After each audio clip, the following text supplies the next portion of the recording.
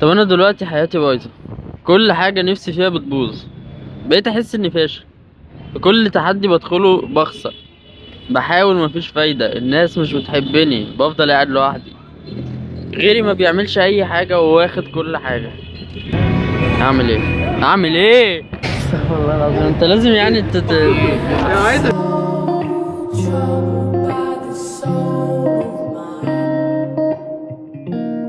انا دلوقتي قلت ورصيت لكم كل المشاكل اللي هتقابلنا، ويمكن في مشاكل اكتر كمان انا ما قلتهاش. طيب عاوزين بقى نبدأ نقول الحلول او الكام نقطة اللي ممكن نظبط بيها المشاكل دي. اول حاجة، انا لازم اعرف انا نازل الدنيا ليه، او ايه سبب وجودي هنا، ايه الهدف الرئيسي اصلا من ان انا موجود، وده اللي هيخليني امشي على اساسه الهدف.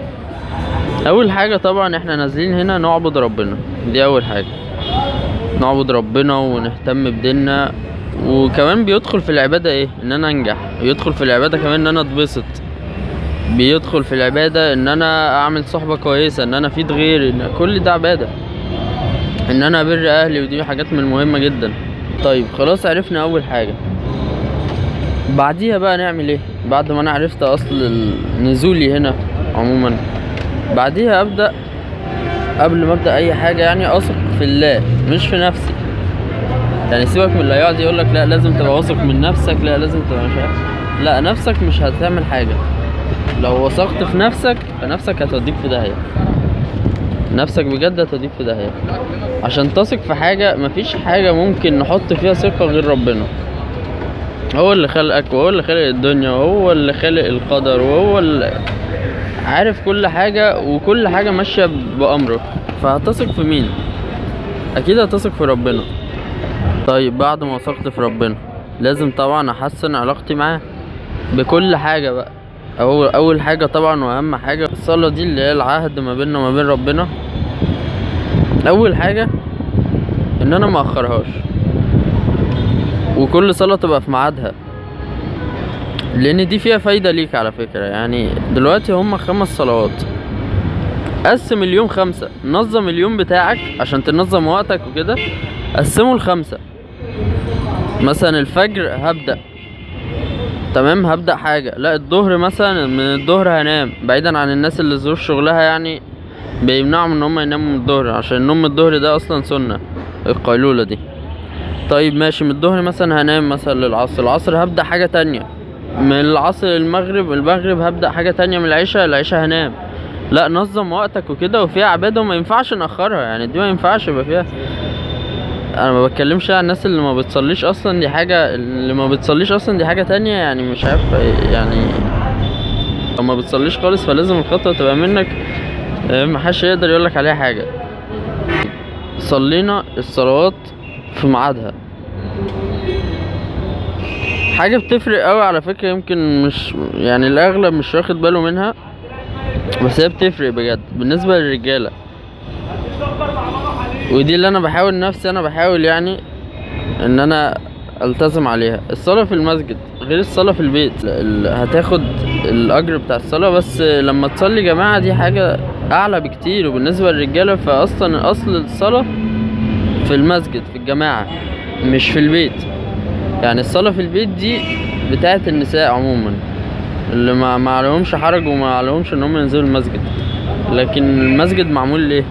عشان الرجالة تنزل تصلي فيه، وطبعا النساء تنزل تصلي فيه عادي، بس هو الاصل في صلاة الرجال هي المسجد، وبتفرق جدا غير لما تصلي لوحدك مثلا في البيت. طيب صلينا في المسجد وصلينا في جماعة وصلينا الصلوات في وقتها، ما ينفعش اعمل ان هو زي مثلا تاسك، ولا مثلا زي مهمة خلاص اعملها واجري، ولا في نص دقيقة اكون مخلص الصلاة بسرعة كده اي حاجة لا هي مش كده خالص على فكرة. الصلاة دي اهم حاجة بالنسبة لك قبل ما تكون فرض عليك. يعني غير لما تيجي تصلي مثلا، لا لازم عشان يبقى فيه فعلا حاجة تصلي بقلبك بتركيز، يعني قلبك متصل كده بحاجة مع ربنا، هي دي الصلاة. انت ما تبقاش حاسس بجسمك اصلا، انت بقلبك وبتصلي. لكن ما مش مركز تنقر كده وخلاص وخلصنا، ولا بتفكر في حاجة تانية. لا، طب ما انت استفدت ايه؟ انت استفدت ايه؟ دي حاجة ليك اصلا، دي حاجة لما تيجي تصلي بجد وبتركيز هتلاقي ان انت كل المشاكل من جواك بتطلع بره، كل القرف بيطلع، كل الضغوط، الدنيا كلها متعبة. ده الوقت اللي انت بتستريح فيه بقى، ده وقت الراحة بالنسبة لك، ان انت تروح تصلي كده في جماعة في مسجد وتقعد بعد الصلاة شوية بتفرغ كل حاجة. ليه بقى؟ انا الفجر بفرغ كل حاجة عشان ابدأ تاني.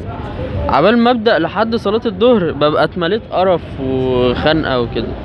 طيب والظهر صليت فضيت كل ده، طب من الظهر للعصر مثلا هنام، فباجي اصلي العصر، طب من العصر للمغرب، طب ماشي، ما انا ما بتملي قرف وبتملي الدنيا ما فيهاش راحة اصلا.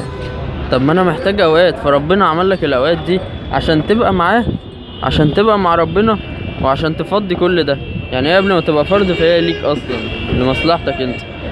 طب ماشي، عرفنا ان الصلاة مهمة، صليناها في وقتها في ميعادها، ده من ضمن ان احنا نحسن علاقتنا مع ربنا.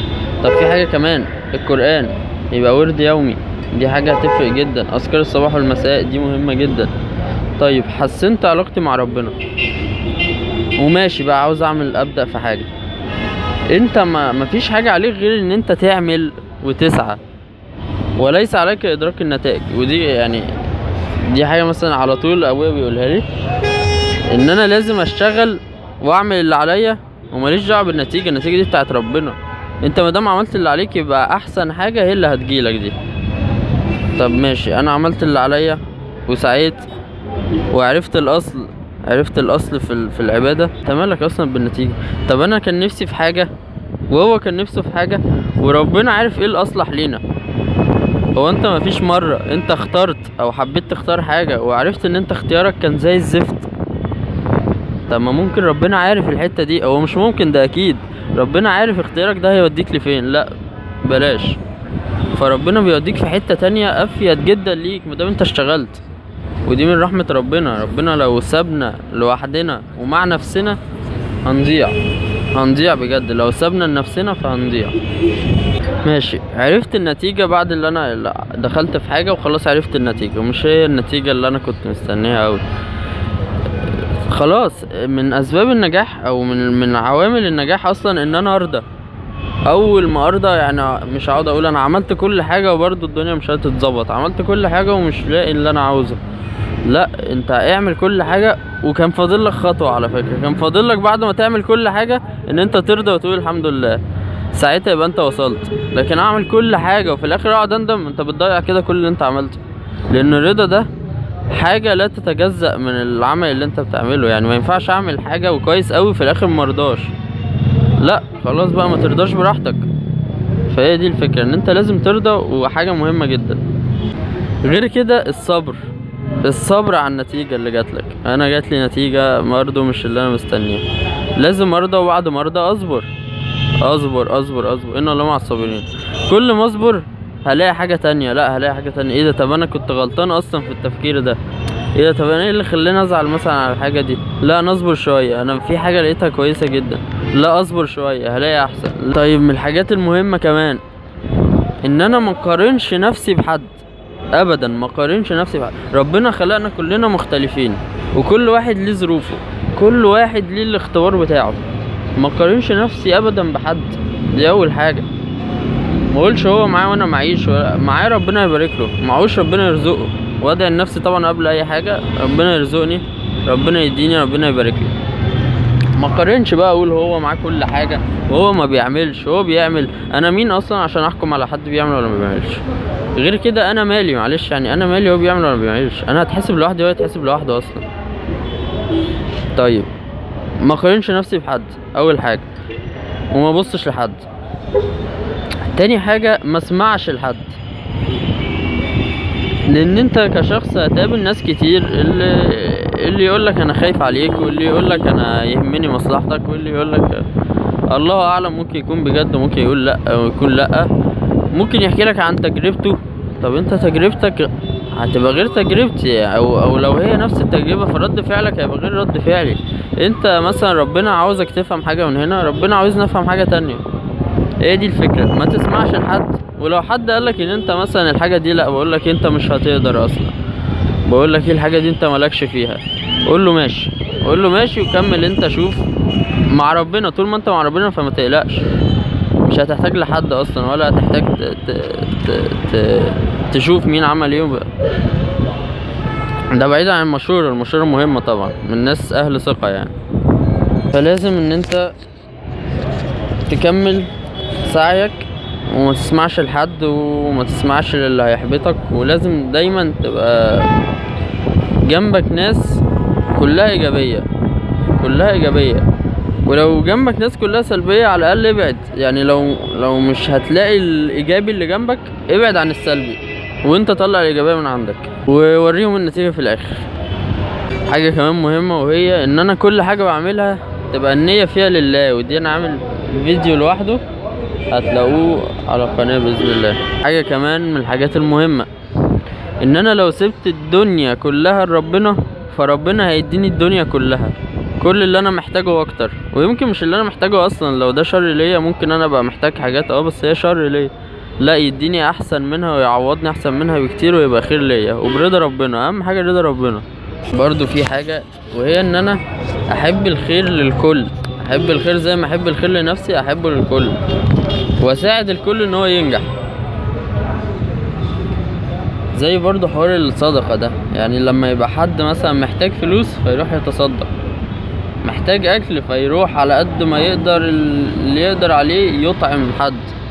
هي بتبقى كده، انا عاوز انجح فساعد الناس ان هي تنجح، اساعد على قد ما اقدر بمعلوماتي، احب النجاح للكل، اسقف للناس كل ما تنجح، اراعي الحاجات دي. وده كله هيفيدني يعني، هيفيدني في الاخر. غير كده كمان ساعد على قد ما اقدر، طبعا ده شيء لازم، بس في نفس الوقت ما اجيش على نفسي قوي يعني، ما اجيش على نفسي، ما ينفعش اساعد وكل حاجة بس ما اجيش على نفسي او على وقتي او كذا كذا. واخر حاجة، مش عيب ان انت تخسر طول ما انت بتحاول، ومش عيب ان انت تفشل. افشل وبعديها حاول، وافشل وبعديها حاول، وافشل وبعديها حاول. مجرد المحاولة فانت كده كسبان، احسن من واحد كسب مرة وقعد بعديها وقعد يبص عليك مش عارف يعمل ايه. الموضوع مش في ان انت تكسب او تخسر، الموضوع في ان انت تحاول. الاستمرارية اهم من كل ده. فمحاولتك دي بثواب وبحسنات، ده من رحمة ربنا، ومعناه ان انت كسبت. بس كده، السلام عليكم ورحمة الله وبركاته.